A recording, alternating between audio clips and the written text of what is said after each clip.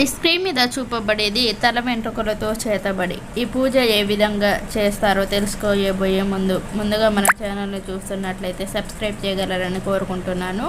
ఎవరికి అయితే మనం చేతబడి చేయాలనుకుంటున్నామో ఆ వ్యక్తి యొక్క వెంట్రుకలు సేకరించాలి.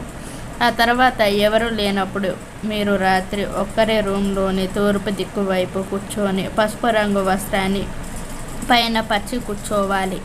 మీ ఎదురుగా నలుపు రంగు వస్త్రాన్ని పరిచి దానిపైన ఒక స్టార్ గుర్తుని గీయాలి. ఆ గుర్తు పైన కుంకుమ వేసి మీ దగ్గర ఉన్న వెంట్రుకని దానిపైన పెట్టాలి. ఆ తర్వాత కళ్ళు మూసుకొని ఓం క్లీం ఆ వ్యక్తి పేరు కురుకురో స్వాహ అని 108 సార్లు జపించాలి. అలా జరిగిన తర్వాత సుగంధం నీరు దానిపైన చల్లాలి. నల్లటి వస్త్రాన్ని మూట కట్టి 11 గంటల్లో మీ ఇంటి ఎదురుగా ఉన్న ఒక బండరాయి పైన పెట్టాలి. మనకు 24 గంటల్లో ఎలాంటి శత్రువైనా మీ శత్రువు సావు కల్లారో